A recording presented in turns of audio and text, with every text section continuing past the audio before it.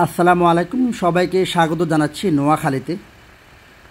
আমার চ্যানেলে এবং পেজে আপনারা দেশ বিদেশের অনেক ভিডিওই দেখেন, কিন্তু আজকে আমাদের নোয়াখালীর একটা ঐতিহাসিক জায়গা আপনাদেরকে দেখাবো।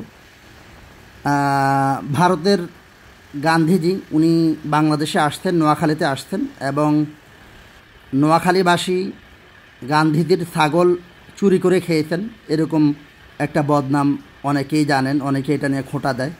তো আজকে এই নোয়াখালীতে গান্ধীজির ছাগল চুরির কাহিনী এবং এর পিছনে রক্তাক্ত ইতিহাসটা আপনাদেরকে আমি একটু বলবো। চৌমোহনীর বেগমগঞ্জ থেকে চাটখিলের সিএনজিতে উঠে আমি জয়াগ নামক একটা জায়গায় নামছি। এই জয়াগ থেকেই মূলত হেঁটেই গান্ধী আশ্রমে চলে যাওয়া যায়। তবু আমি একটা রিক্সা 20 টাকা দিয়ে নিয়ে 20 টাকা দিয়ে নিয়ে এখন আমি গান্ধী আশ্রমে প্রবেশ করতেছি। তো আপনারা রামগঞ্জ হয়েও, চাটখিল হয়েও আসতে পারেন, নোয়াখালী বা সোনাইমুড়ি হয়েও আসতে পারেন। আচ্ছা, তো ইতিহাসটা যেটা আমি আপনাদেরকে দেখাতে দেখাতে যেটা বলবো, ব্রিটিশ শাসনের আগে 1946 সালে মানে মূলত এই নোয়াখালীতে হিন্দু মুসলিম ভয়াবহ দাঙ্গা হয়। তারও আগে একই বছরের সম্ভবত আগস্টে দ্য গ্রেট ক্যালকাটা কিলিং বা কলকাতার দাঙ্গা সংগঠিত হয়, এবং ওই কলকাতার দাঙ্গায় প্রায় 72 ঘন্টা 4 থেকে 5 হাজার মুসলমান হিন্দু মুসলমান খুন হয়। এবং কলকাতার সেই দাঙ্গাটাই মূলত এই নোয়াখালীতে এসে লাগে। 1946 সালের অক্টোবর মাসের 10 তারিখে কোজাগরি লক্ষ্মী পূজার দিন ছিল। ওই সময়ে লক্ষ্মীপুরের রামগঞ্জ থানার করপাড়ার জমিদার রাজেন্দ্রলাল চৌধুরীর বাড়িতে মানে ভারতের সেবাশ্রম থেকে এক সন্ন্যাসী আসে। তো তখন একটা গুজব রটে যে এই পূজায় নাকি মুসলমানদের রক্ত ব্যবহার করা হবে ছাগলের পরিবর্তে, এবং এই গুজবটি খুব দ্রুতই কিন্তু নোয়াখালীতে ছড়িয়ে পড়ে। এবং ওই সময় করপাড়া থেকে সামান্য দূরে ছিল শ্যামপুর দায়রা শরীফ, এবং গোলাম সারওয়ার হোসাইনি উনি ছিলেন এই পীর বংশের উত্তরপুরুষ। এই গুজবটা যখন উনি শুনলেন, তখন চৌকিদার মারফত ওই যে আপনার রাজেন্দ্রলাল চৌধুরীকে উনি একটা চিঠি দেন যে এই বিষয়টা নিয়ে কথা বলবেন, কিন্তু রাজেন্দ্রলাল চৌধুরী তার ডাকে সাড়া দেয় নাই। আপনারা দেখলেন আমি গান্ধী আশ্রমের ভেতরেই প্রবেশ করলাম।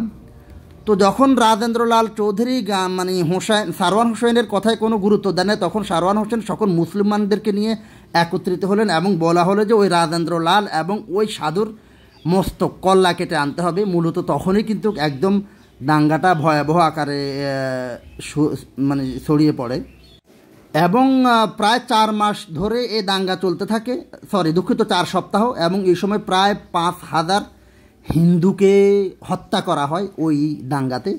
এমন একটা সময় গান্ধীজি ভারত থেকে শান্তি প্রতিষ্ঠার জন্য শান্তি মিশনে উনি যেটা বলা হয়ে থাকে 6 নভেম্বর উনি এই নোয়াখালীতে আসেন। উনি মূলত ঢাকা থেকে ট্রেনে করে চৌমোহনী ট্রেন স্টেশনে এসে নামেন। আপনারা অনেকে জানেন যে গান্ধীজি সবসময় 3য় শ্রেণীর টিকিটে ভ্রমণ করতেন।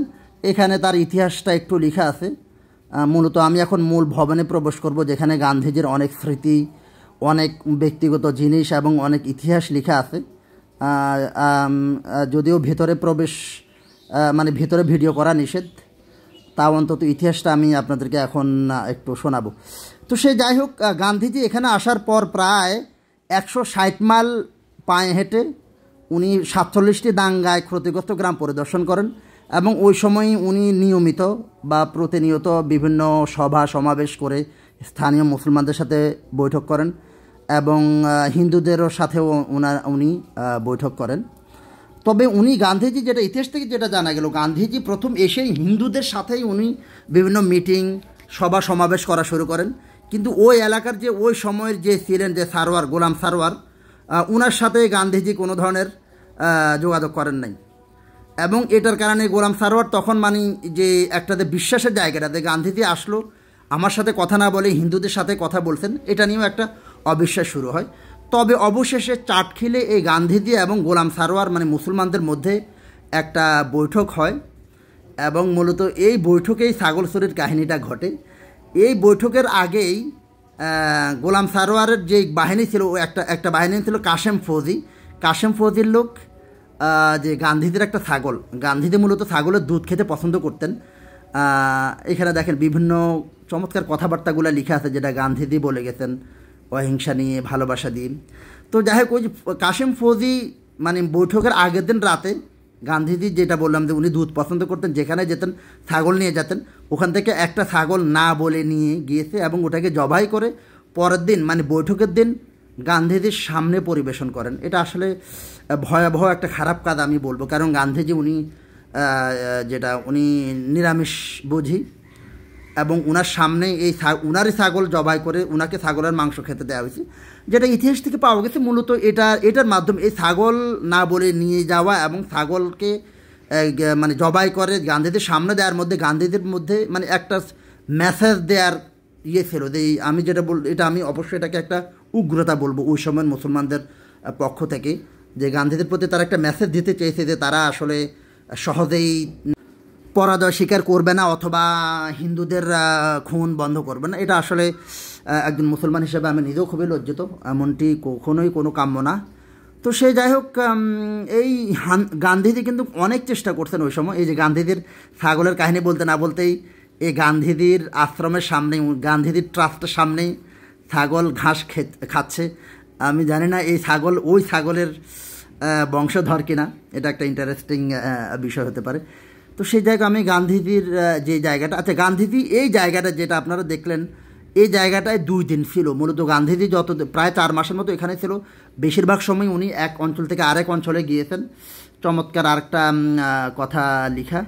তো গান্ধীজি এই জায়গায় 2 দিন ছিলেন এবং যে রুমে ছিলেন ওই রুমটাও আমি দেখার সৌভাগ্য হয়েছে। আমি এখন ওই অঞ্চলটা মানে এটার পাশেও একটু ঘোরার চেষ্টা করতেছি। এখানে একটা ল্যাব তোষকের যে জাজিম যে বানায়, তুলা বানায়, সেটার একটা মেশিন, এটা আমি এর আগে কখনোই আমি দেখি নাই। এবং এটা গান্ধী আশ্রমের পাশেই, এটাও একটা ঐতিহাসিক 1901 সনে এটা করা। এটা আর গান্ধী আশ্রম দুটোই 2 হিন্দু মালিকের ছিল, কিন্তু ওনার নাম হলো যেমন হেমন্ত বাবু, এটা হলো ঘোষবাবু। ঘোষবাবু একজন মুসলিম পরিবারের কাছে এই জায়গাটা বিক্রি করে দিয়ে চলে গেছেন। তো এই জায়গাটা এখনও ওভাবেই আছে এবং গান্ধী আশ্রমটা মূলত এরকম ছিল, কিন্তু সেটা সংস্কার করে এখন আধুনিক করে ফেলছেন। দেখেন এই জায়গাটা এক ধরনের ভুতুড়ে লাগছে এবং এখানে পাশে একটা পরিবার বাস করেন। আমার ভিডিও দেখেন একজন সোহাগ ভাই, জাকির সোহাগ ভাই, উনার বোন থাকেন ওখানে। ওনার মাধ্যমে আমি ওনার বোনের বাসায় গেছি। যেমন এই জায়গাটা একটা মন্দির ছিল, তো আমি ওনাদের ঘরে অনেকক্ষণ ছিলাম, এখন বের হয়ে আসলাম। তো দেখেন অনেকগুলা মানে এই জায়গাটায় আসলেই অনেক অহিংস বাণী, প্রেম ভালোবাসা দিয়ে যুদ্ধ না করে মানুষকে কিভাবে করা যায়। যদিও গান্ধীজি এই নোয়াখালীর অঞ্চলে শান্তি প্রতিষ্ঠায় এসে শান্তি বা দাঙ্গা দমনে ব্যর্থ হয়েছেন। এরপরে যেটা বলা হয়ে থাকে যে 1947 সালের দিকে গান্ধীজি এখানে আসলে অনেক দিন থাকার উদ্দেশ্যে আসতেন, কিন্তু এখানকার দাঙ্গা শেষ হতে না হতে বিহারেও কিন্তু আরেকটা দাঙ্গা শুরু হয় এবং ওই দাঙ্গায় অনেক মুসলমানদেরকে হত্যা করা শুরু করা হয়। তখন মুসলিম লীগের মানুষজন গান্ধীজিকে অনুরোধ করলেন যে আপনি নোয়াখালী থেকে বিহারে যান। তখন উনি মানে 1947 সালের 2রা মার্চ এই নোয়াখালী থেকে বিহারের উদ্দেশ্যে চলে যান, কিন্তু পিছনে পড়ে থাকে সেই উত্তপ্ত নোয়াখালীর শান্তি মিশন। তো এটা আসলে খুবই দুর্ভাগ্যজনক। সে যাই হোক, এখানে অনেক মানুষজন আসে, গান্ধীজির অনেক স্মৃতি এখানে আছে, আপনারা আসতে পারেন এই জায়গাটায়। তো আশা করি ছাগল চুরির কাহিনীটা আসলেই এটা ওরকম চুরি না হলেও কিন্তু ঘৃণিত একটা কাজ আমি বলবো ওই সময় যারা করছেন, যদিও সেটা নিয়ে আমার কমেন্টস করার কোনোই সুযোগ নেই। তো এই জায়গাটা আসতে পারেন, অবশ্যই ভালো লাগবে। আমি এ নিয়ে দ্বিতীয়বার আসলাম, এর আগে তখন ভিডিও করতাম না। তো যাই হোক, আপনারা হয়তো বা বুঝতে পারছেন যে রক্তাক্ত ইতিহাস, এটা মূলত এখানকার দাঙ্গাটা কলকাতার দাঙ্গা, নোয়াখালীর দাঙ্গা এবং বিহারের দাঙ্গা, এই 3টা দাঙ্গাই মূলত একদম কাছাকাছি সময় ঘটছে এবং এই 3টা দাঙ্গায় হিন্দু মুসলমানের অনেক মানুষ, হাজার হাজার মানুষ মারা গেছেন, যেটা আসলে কখনোই কাম্য নয় আমাদের কাছে। তো আসলে এতক্ষণ আপনারা যা শুনলেন চমৎকার একটা ইতিহাস এবং গান্ধীজির মতো একজন ঐতিহাসিক অহিংস মানুষ আমাদের নোয়াখালীতে আসতে, যদিও তার এখানে থাকার সময়টা বা তার ছাগল চুরির কাহিনী মানে বিষয়টা একদমই নেতিবাচক ছিল, তবু আসলে নোয়াখালীর মানুষ হিসেবে আমরা গর্বিত যে বাংলাদেশের মধ্যে গান্ধীজি আসতেন এবং এই নোয়াখালীতে ছিলেন। তো অনেক ভালো লাগলো। আপনারা যারা নোয়াখালীর এদিকে এই জায়গাটা আসতে চান ঘুরে যেতে পারেন, কিভাবে আসবেন সেটা অলরেডি আমি বলছি। এবং যারা মূলত ইতিহাস সম্পর্কে যাদের আগ্রহ আছে তারা অবশ্যই আসতে পারেন। আর আমি ইতিহাস বিমুখ একজন মানুষ, ইতিহাস আমার তেমন একটা আগ্রহের কেন্দ্র নয়, তবুও যেহেতু আমার নিজের এলাকায় নিজের নোয়াখালীতে এরকম একটা চমৎকার জায়গা, তাই এই জায়গাটা আসলাম এবং আপনাদেরকে দেখালাম। তবে ভেতরটা যেহেতু ভিডিও করা নিষিদ্ধ ছিল তাই ভিডিওটা করতে পারিনি। তো সবাই ভালো থাকবেন, দেখি সামনে দিয়ে আরেকটু আপনাদের দেখে।